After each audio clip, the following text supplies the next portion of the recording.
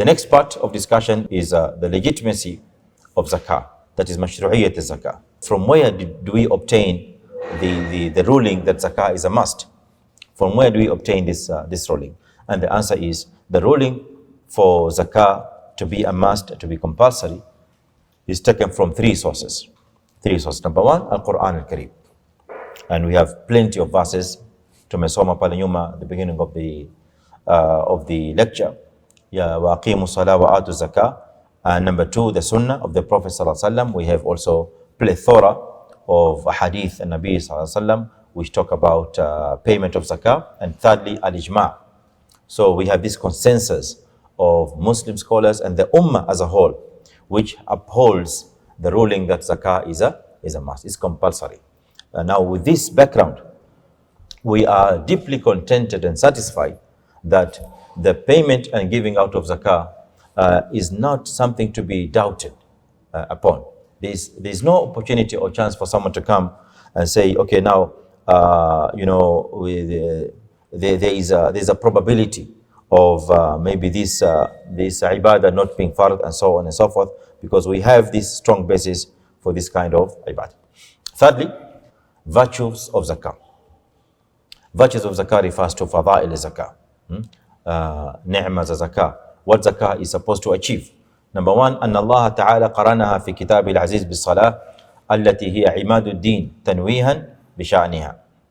Allah subhanahu wa ta'ala in the Holy Quran has coupled it with salah, which is the backbone of Islam, and he has done that to show us the status of zakah, that it is holding a very high status. The same way we look at salah being of very high status in Islam is the same way we are supposed to be looking at zakah. Secondly, أنها من علامات التقى ومن أسباب دخول الجنة. Zakah is a sign of piousness and one of the reasons for entering the paradise. Definitely. Many verses, Allah subhanahu wa ta'ala, for example, in this verse of Surah Al-Dhariyat, Allah says, إِنَّ الْمُتَّقِينَ فِي جَنَّاتٍ وَعُيُونٍ آخِذِينَ مَا آتَاهُمْ رَبُّهُمْ إِنَّهُمْ كَانُوا قَبْلَ ذَلِكَ مُحْسِنِينَ كَانُوا قَلِيلًا مِنَ اللَّيْلِ مَا يَهْجَعُونَ وَبِالْأَسْحَارِ هُمْ يَسْتَغْفِرُونَ وَفِي أَمْوَالِهِمْ حَقٌّ لِلسَّائِلِ وَالْمَحْرُومِ. Now this verse is a clear indication and a clear promise by Allah subhanahu wa ta'ala that those who pay zakah, their masir, their final destination in the fil akhirah is jannatin wa uyun. Jannatin wa uyun. And the benefits that they're going to get is what Allah has mentioned, akhidina ma atahum rabbuhum, and so on. The next, أنها سبب للأمن يوم القيامة وذهاب الخوف. Payment of zakah is one of the reasons in the day of Qiyamah for a Muslim to be secured, a Muslim to be safe. في حالة الأمن. Why? Because people in the day of Qiyamah are going to be living, to be in a status of horror, a status of fear. But those who have given out zakah, or who are giving zakah as required, في الحياة الدنيا, Allah Azza wa Jal is going to give them security. It's going to give them tuma'nina. You're going to feel safe. There will be no reason for fear about anything. Allah subhanahu wa ta'ala says about this, الَّذِينَ يُنْفِقُونَ أَمْوَالَهُمْ بِاللَّيْلِ وَالنَّهَارِ سِرًّا وَعَلَانِيَةً فَلَهُمْ أَجْرُهُمْ عِنْدَ رَبِّهِمْ وَلَا خَوْفٌ عَلَيْهِمْ. There will be no fear, not in the world, nor in the hereafter. That is in Surah Al-Baqarah, verse number 274. Another virtue of zakah, it's very important, is أن المحافظة عليها سبب من أسباب بلوغ العبد منزلة الصديقين وشهداء. Observing the payment of zakah elevates the servant of Allah to a status of siddiqeen and shuhada. Allah Azza wa Jal elevates you to the status of siddiqeen and shuhada. And this is found in the hadith of the Prophet sallallahu alaihi wasallam, reported by Ibn Majah. The Prophet عليه الصلاة والسلام said, عمرو بن مرة أن رجلا قال شهدت أن لا إله إلا الله وأنك رسول الله وصليت الصلوات الخمس وصمت الشهر أي رمضان وقمت رمضان وآتيت الزكاة فقال النبي صلى الله عليه وسلم من مات على هذا كان من الصديقين والشهداء.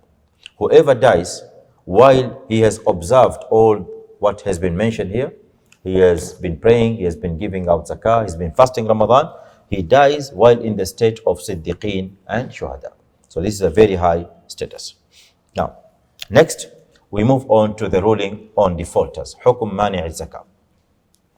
Hukum mani' zakah. The one who defaults on zakah doesn't pay zakah. What's the ruling? Now we have two situations here. Situation number one is إما أن يكون جاهلا وجوبها أو عالما بوجوبها.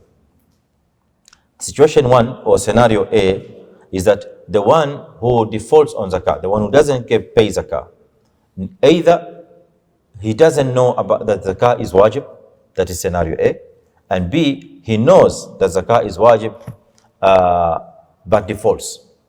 Okay, now we're going to tackle each situation separately. Number one, فَإِنْ كَانَ جَاهِلًا وُجُوبَهَا. We have a person here who doesn't know that zakah is wajib in the first place. Can it happen? Yes, it can. For example, كَحَدِيثُ الْعَهْدِ بِالْإِسْلَامِ. A person who has embraced Islam recently, somewhere, but was not told and hasn't been told that zakah is fard.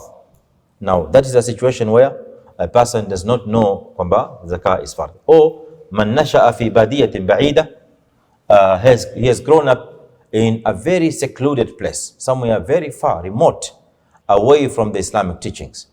We have people living in those kind of situations. Now, the hukum in this case is فَإِنَّهُ لَا يَكْفُرُ لَا يَكْفُرُ وَلَا يُكَفَّرُ. He is not judged as being a non-Muslim.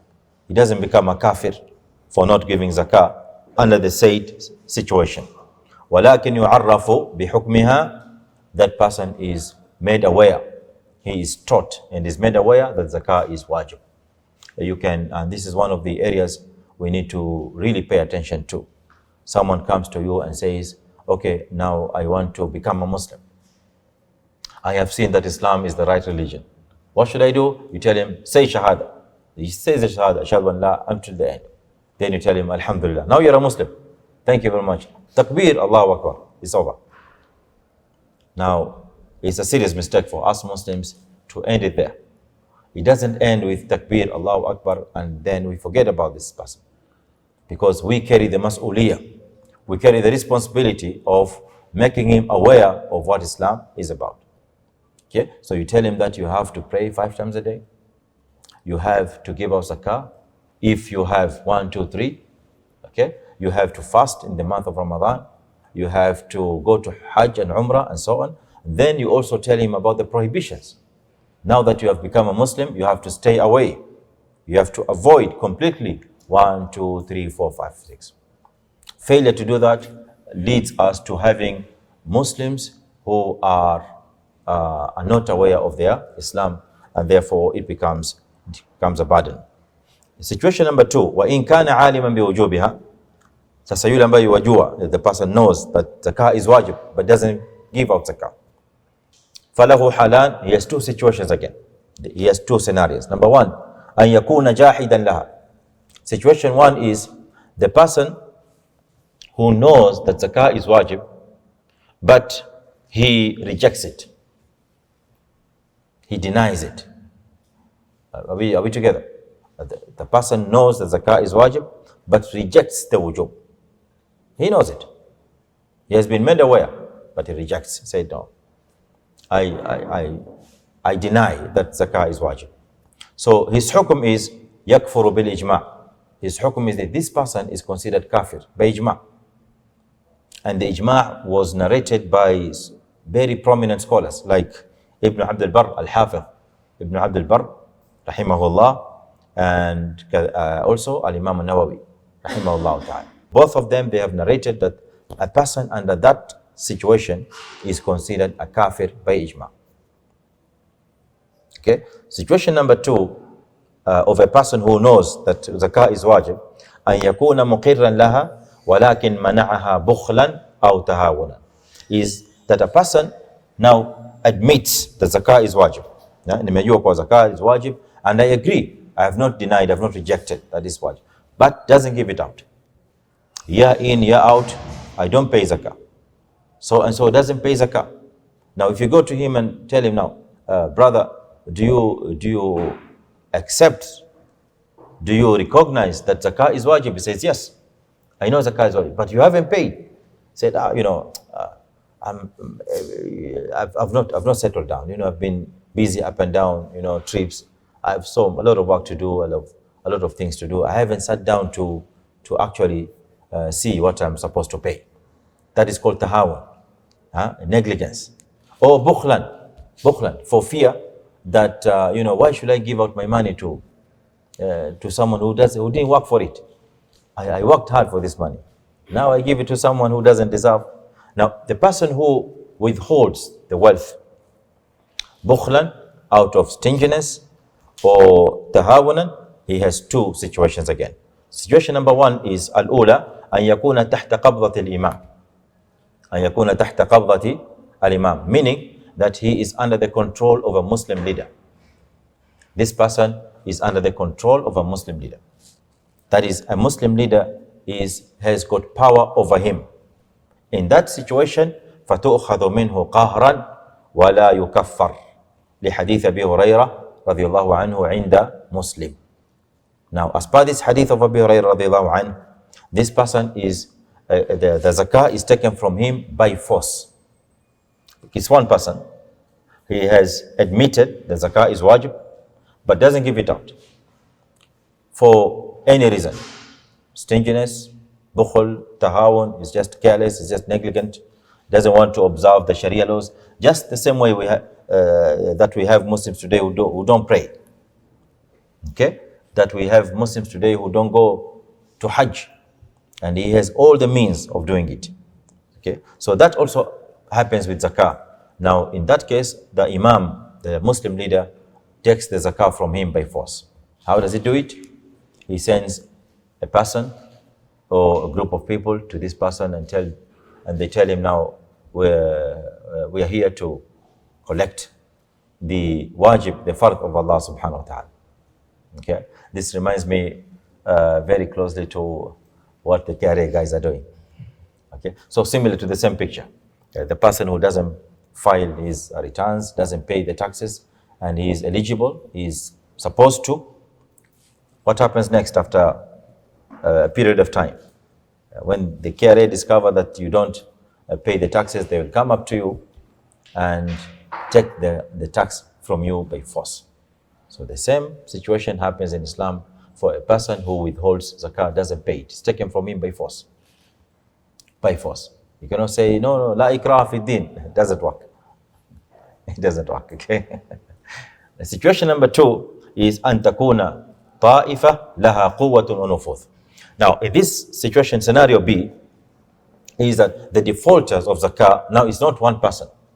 It's a group of people. It could be a tribe. A whole tribe has defaulted on zakah and doesn't want to give out zakah. They say, okay, we have zakah, we accept that it's wajib, but we are not giving it out. We are not giving it, we are not giving it out. So the hukm here is أُخِذَتْ مِنْهُ قَهْرًا. In this case, the zakah is taken from them again, like in the first situation, is taken by force, by coercion. Okay, it's taken by force by the imam. فَإِنْ أَبَتْ, if the group now resists and wants to fight back that we don't want to give it out by force, قُوتِلَتْ, the imam, the hakim, has got a right to stage war on such people. To stage war on such people.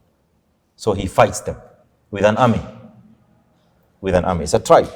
It's a group of people who are able to deny the giving of zakah, and they can use force to do that. So the imam is given all the rights and privilege to fight them by all the means that he has. He can send them an army to fight them. Yes, he can. And this is supported by the narration of Abu Bakr as-Siddiq radiallahu anhu. You know the incident of Abu Bakr as-Siddiq when the Prophet ﷺ died. Okay, a number of people denounced Islam, and a number of them declared that we are not going to give zakah anymore because we only believed in giving it to the Prophet ﷺ only. So we're not going to give our wealth to anyone else other than the messenger, the Prophet ﷺ. Abu Bakr radiallahu anhu stood a very firm position and said, I am going to fight anyone who distinguishes between salah and zakah. Even Umar bin Khattab initially was not agreeing with him. I said, how do you fight a person who says La ilaha illallah Muhammadur Rasulullah? Abu Bakr kept on saying, I am going to fight anyone who makes a difference between salah and zakah, because they're all one. After a short while, also agreed with Abu Bakr Siddiq. Now, after that synopsis and that brief discussion, which laid a very good foundation into understanding the background of zakah. Now, this takes us to some issues that are related to what we have just discussed. Issue number one is man mata wa alayhi zakah. Man mata wa alayhi zakah. Someone who has died and there was zakah that he was supposed to have paid, but he hasn't paid. That's issue number one we're going to look at. And under this issue, we have two scenarios. Scenario number one, إذا علم بوجوب الزكاة عليه بعد مضي سنوات هل تجب الزكاة على مال مدخر. This is situation number two. And that's number three is هل تجب الزكاة على مال مدخر لزواج أو شراء منزل. Briefly, I'm saying that these are the three issues we're going to discuss, and they are related to the background we have talked about. Number one is a person who has died and was obliged to pay zakah, but he hasn't. What happens? Anyone who can chip in? Any input? We have someone who was supposed to have paid zakah, but has died and has not done so. So what do we do? And these situations happen. Sheikh Abdul Latif. Wa alaikum salam wa rahmatullahi wa barakatuh. The zakah has to be paid. Oh, very good. From the tariqah. From the tariqah. Before even the distribution of. Because it is like, it's a debt. Very good. As correctly put by Sheikh Abdul Latif, who was just joined us, barakallahu fiqh, it has to be deducted from the deceased's wealth. It's a must. Okay? And this is something that is commonly forgotten by majority of the Muslims.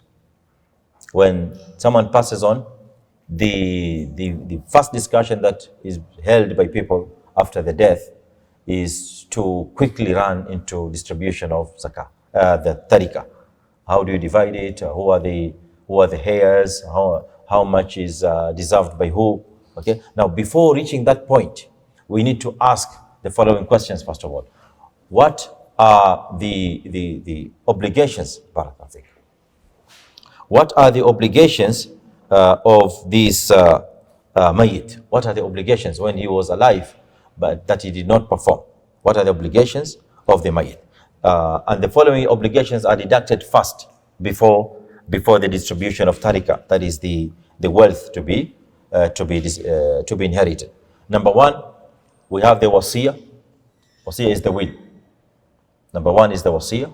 Number two are the debts owed to human beings. Number three, debt owed to Allah subhanahu wa ta'ala. That's zakah. And here now I want to pose this question very quickly again. If we have out of these two debts, which one takes a priority? Which one takes priority? The debt owed to Allah or the debt owed to human beings? To human beings first, before Allah subhanahu wa ta'ala. Correct. The debt owed to human beings takes priority before the debt owed to Allah subhanahu wa ta'ala. We shall see and understand later on why is that so. Then after deducting wasiyah, after deducting the debts on both sides, and only after doing those deductions, then the remaining tariqah is then subjected to mirath. Number two, إذا علم بوجوب الزكاة عليه بعد مضي السنوات. Okay, now let me answer the first one. من مات وعليه زكاة, we say فإنها تجب في ماله وتقدم على الوصية والورثة. لقوله تعالى في المواريث من بعد وصية يوصى بها أو دين, وزكاة دين قائم لله تعالى. So a zakah is dayn. And Allah Azza wa Jal says in the Holy Quran, tarika is only done min ba'di wasiyatin yusa biha aw dayn. Only after wasiyah and after dayn is only when you can distribute the wealth. Now, zakah falls under dain. The zakah falls under dain as we have just discussed. Now, secondly, the second question is إذا علم بوجوب الزكاة بعد مضي سنوات. This is question number 2, brothers. You have come to learn about zakah is wajib upon you after the lapse of several years. After lapse of several years. Now, it has happened by any reason that you have stayed for 5 years, you haven't paid zakah. Someone else has stayed for 10 years, he or she hasn't paid zakah. What happens to those years you did not pay? It has to be paid. There is no waiver. Nobody can waive it. You cannot say like, okay, now I'm starting a new page. I'll start paying zakah after from this year onwards. The answer is it has to be paid. No matter the number of years that have lapsed, you have not paid zakah, because as we have mentioned earlier, it remains to be dain. إذا مضت على المال سنون ولم يؤد زكاتها لزمه إخراج الزكاة عن جميعها سواء علم وجوب الزكاة أم لا. Whether you knew that zakah was wajib or you never knew, you have to pay for that zakah. And this is clearly stated by Imam al-Nawawi in Al-Majmu'. Al-Majmu' is a very important, a very prominent fiqh book in the madhab of Shafi'i. In the Shafi'i madhab, it's a very prominent book authored by al-Nawawi. And this book is considered a sharh, an explanation of another famous book in fiqh Shafi'i, which is called, and Al-Muhadhab was authored by another great imam of Shafi'iyya known as Al-Shirazi. So Al-Majmu' in its full name is called Al-Majmu' Sharh Al-Muhadhab. And that's where most of the fatwa and most of the statements that are taken by Madhab Shafi'iyya as narrated by Imam al-Nawawi are obtained from. Question number 3 in our discussion was هل تجب الزكاة على مال المدخر لزواج أو شراء منزل. Now this is a very common scenario. We have it in our day-to-day living. My brother or a young brother or sister has just started working. He's just got employment. And what he or she has decided to do is whatever the income that comes into his account, he's going to put it and let it accumulate so that he gets married with that money. He wants to marry. Okay, so the plan is I'm going to make savings for the next 2 to 3 years so that I marry in 2027, 2028. Now, after the lapse of 1 year, that money has already accumulated enough for the payment of zakah. But my purpose is to marry from that money, is to pay mar and to get married. Is that money qualified for zakah or not? 1. 2, I'm saving for buying a home, or I want to buy a flat or a house or an apartment at a certain amount, so I'm making this saving. Now, if I start removing zakah, my saving will be distorted. So am I paying zakah out of that money, or I'm supposed to be saving to buy a home? A home is a basic need. And getting married is a sunnah of the Prophet ﷺ. فَمَنْ رَغِبَ عَنْ سُنَّتِي فَلَيْسَ مِنْ. And sometimes it's wajib, not even sunnah. Sometimes it becomes wajib. طيب. So answers, brother?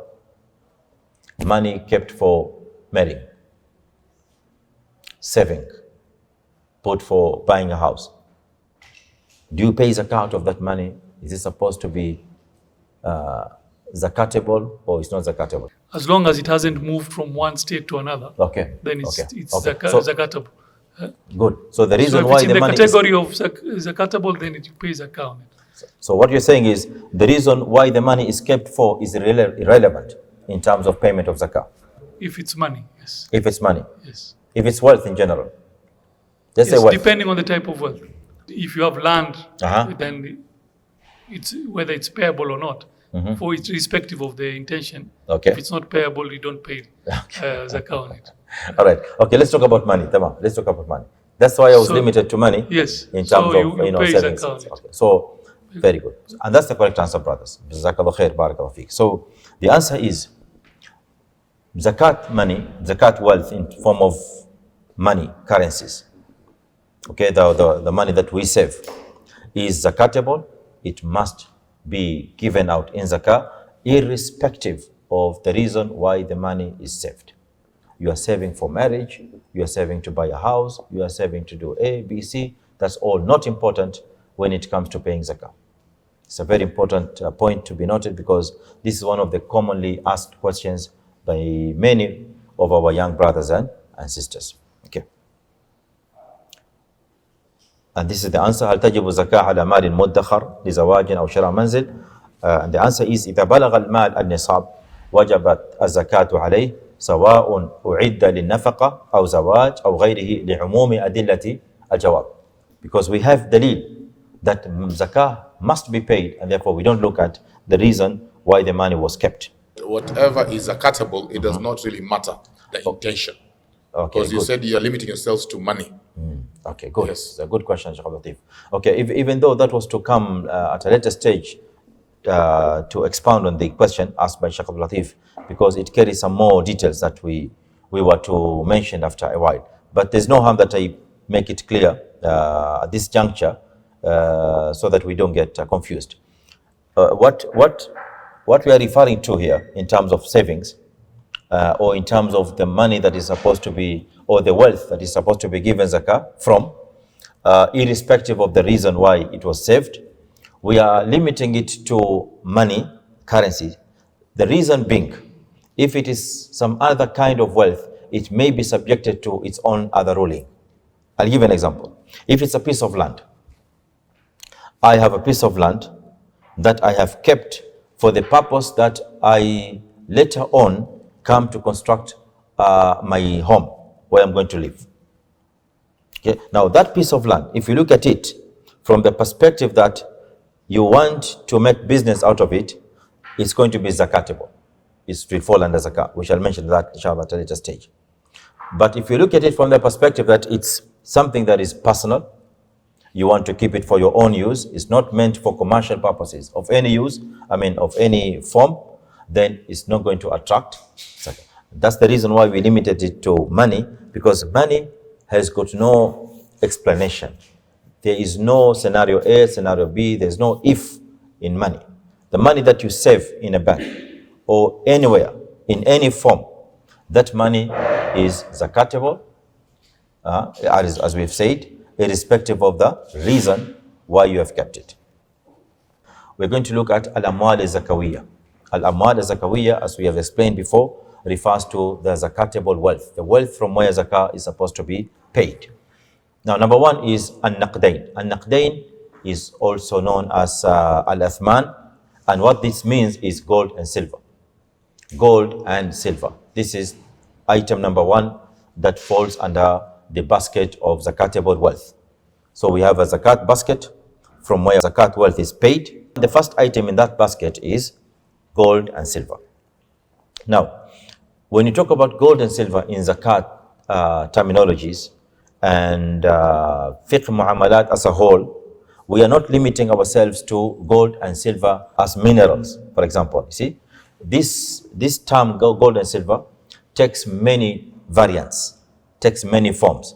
And one of the forms by which gold and silver can appear in fiqh muamalat is currencies. Now, by ijma, by consensus of all Muslim scholars generally, I don't know of any qawl or view or opinion that is strong enough to break down this ijma so far. So it holds that all the currencies existing today in our modern world are all falling under gold and silver. Are all falling under gold and silver, with all the shortcomings that may come with them. You understand the point? With all the shortcomings. This is needs a more technical explanation from the economic perspective. I don't want to dwell into those details now. Let us, take that as a concept. So gold and silver is the first item in our zakat basket, and whatever is related to gold and silver, number one, or the most important thing related to gold and silver here is currencies. We have other items we are going to mention, inshallah, at a later stage. We have stocks, we have shares, we have bonds, securities, sukuk in our modern today Muslim financial world. We have sukuk and so on. So all these fall under the same category, We are going to make probably more explanation on that at a later stage. But then initially, as a concept, we have to understand that the first item is this, gold and silver. Okay, so gold we pay zakat from, and silver we pay zakat from, as well as currencies. Now currencies originate or are based on the gold and silver. That's where currencies fall on. Are we together on that? Item number 2 in the zakat basket is urud al-tijara. Urud al-tijara. I'm just putting images here so that you can just capture the meaning by looking at the image. So you can see containers there, and that refers to business.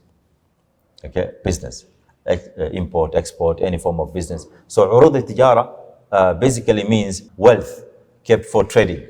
Any wealth that is tradable, that is meant for trading, buying and selling, doing business, commercial, all that is zakatable. That is another item in the zakat basket. Now this is very important to understand. When we talk about urud al-tijara, we are talking about a much wider array of goods that may or may not attract zakah payment. Now, let me give an example as I explain. If you look at, for example, you look at, let me use a good example would be goats, sheep, and camels. Okay. Now, if these animals are meant for trading, you have kept them in your farm, and your intention is for them to grow so that you sell. Okay? Now, there is zakah on the animals. It's called bahimat al-an'am. We're going to mention shortly. Now, take another perspective. You have, in this case now, you have motor vehicles. Okay? You have clothing. You have tiles, and so on and so forth. Okay? Now, these items I'm mentioning now are not zakatable. There is no zakah on clothing. You bring in a whole container of dress or clothing or pants, shirts, kanzu, whatever. There's no zakah on that. There's no zakah on kanzu. There's no zakah on suits. Nothing. Right? There's no zakah on shoes. You can bring a whole container of shoes. There's no zakah on shoes. Now, what happens here is, in urud al-tijara, we are talking of zakah on goods that are meant for trade. Okay? So that category of goods may or may not be of zakah. We don't pay zakah from shoes. We don't pay zakah from clothing.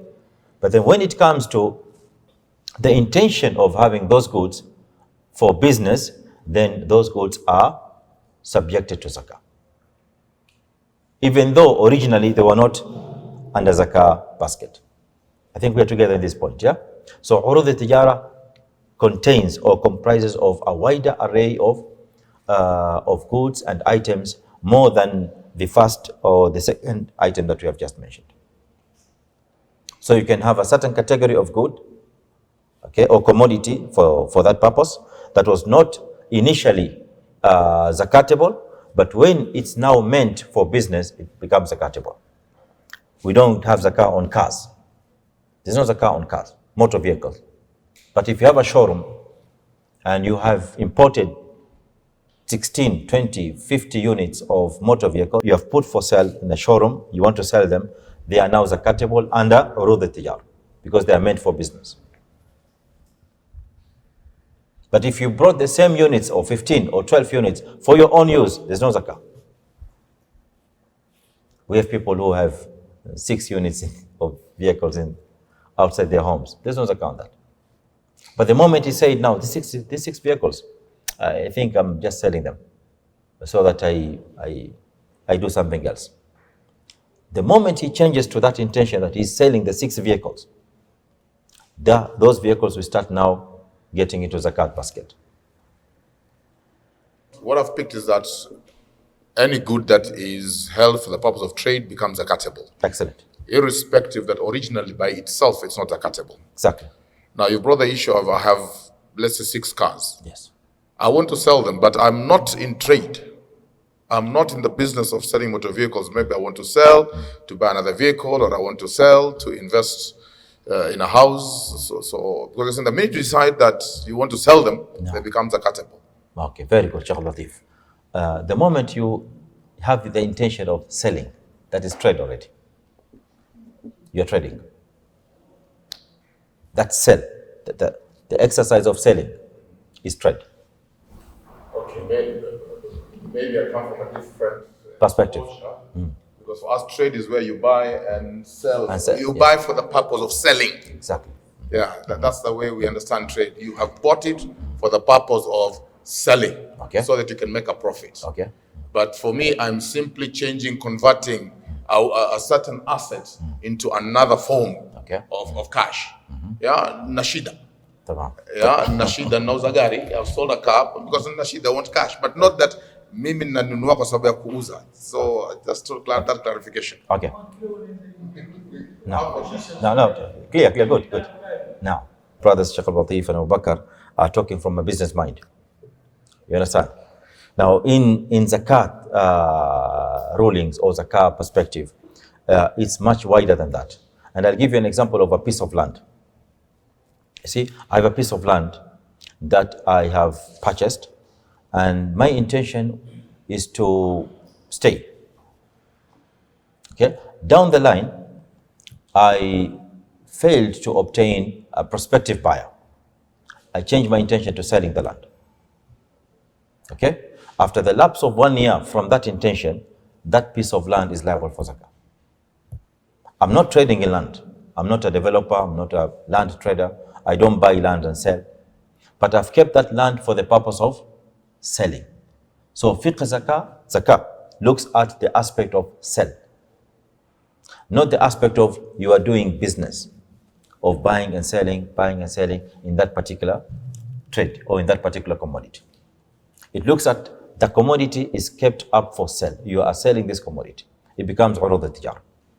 After the lapse of 1 year from the intention. I think that you've mentioned that statement. Yes. I think probably you need to clarify that. Okay. What do you mean by, because for example now, I have decided, okay, I will sell my car. No. But within 3 months of my intention, I've sold it. Okay. There's no how.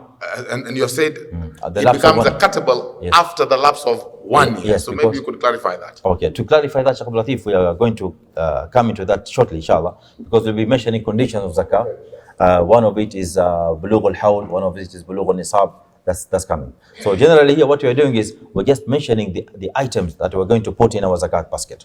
Okay. So number one, we've talked about gold and silver, and connected to them, we have the currencies. Number two is urud al-tijara. So urud al-tijara, basically, as correctly put by Sheikh Abdul Latif here, is items that have been put up for sale. Any good, any commodity that you are putting up for sale, that is what we call urud al-tijara. Ma u'idda lil bay'. No, bay'. No, not ijar.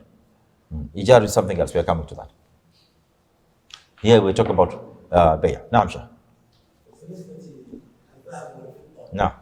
التي اتخذ لأجل حلية. نعم. فما حكمها أو لأجل تزيين أو. نعم جميل. أو من يمتلك أيوة. أحسنت. The brother is asking about hilya, and hilya, or what fuqaha refer to as huli, is gold and silver that is worn by our ladies. Okay, that's what he has asked, brother, and we will tackle that inshallah as well. Okay, but generally it also falls under gold and silver generally. Okay, as for now, later on inshallah we shall come to that discussion. There is khilaf bayna ahli al-ilm. Are the ornaments, the jewelry that is worn by our ladies zakatable? Should they pay zakat from it, or they should not? We'll come to that inshallah.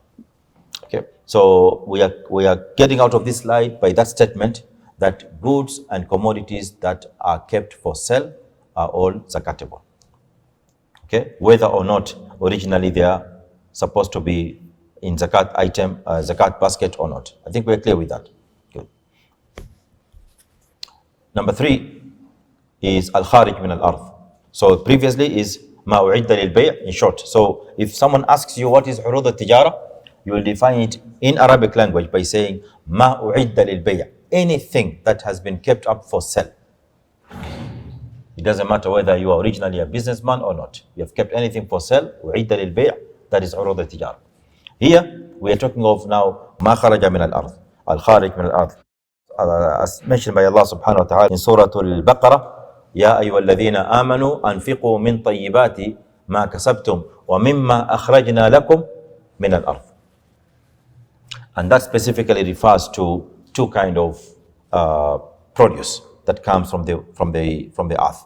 Number one is al-hubub, and number two is al-thimar. Al-hubub are the grains. Okay, all sorts of grains. We talk about maize, sha'ir, bur, all these are grains. And then al-thimar are fruits. Thimar are fruits. These are the two specific kind of produce that fall under zakat basket. Al-hubub wa thimar. Now, not all fruits are zakatable. Only fruits that meet certain criteria in zakat balance. Number one is that fruit, it should be subjected to storage. A fruit that can be stored, that is zakatable. A fruit that you cannot store cannot be zakatable. Now, if someone comes and asks you, a farmer has harvested 900 kilograms of apples, okay, oranges. Do you pay zakat from apples and oranges? The answer is no. Why? You say because they cannot be stored for a long period. Now? Perishable, exactly. So fruits that are not perishable. Okay, what about grapes? Do you have zakat on grapes? Grapes. Great. MashaAllah. Jazakallah khair. So grapes can be dried. So zakat will be on dried grapes, which we call raisins. In Arabic, zabib. So inab, we don't have zakat in inab. Why? Because it's fresh. Inab is fresh, right?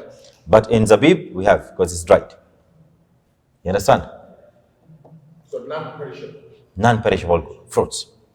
Non-perishable fruits. So fruit that is perishable, there's no zakat on it. Are we together, brothers? Okay. Dates? Do you have zakat on dates? Yes, because dates can be stored. In its original format, before the dates that we are having normally during Ramadan, these are called dried dates. These are the ones we pay zakat from, dried dates. But originally, if you are living in a country where the dates are harvested, the dates are not taken from the tree the way we are eating them today. The dates are taken from the tree while they are fruits. So a date is a fruit. It's a fruit. It's called rutab. So when it's in rutab form, you cannot store it. There's no zakah on rutab. Unless it's dried, that can be made to stay for a longer time or a longer period. That's when it can be zakat. Finally, is bahimat al-an'am. Bahimat al-an'am refers to three kinds of animals and nothing more. Number one is al-ghanam, goat. Number two is sheep. And number three, camels. And cows, baqar. Yes, baqar. Baqar, al-ghanam, and camels. Now. Okay. Now. Explanation first, Jazakallah, on the issue of fruits. What I'm picking is that basically zakat is that which can store wealth.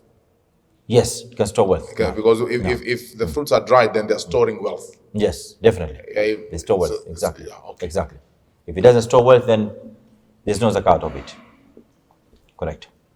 Okay, the next concept we are looking at is shurut wujub zakat. The conditions for obligation of zakat.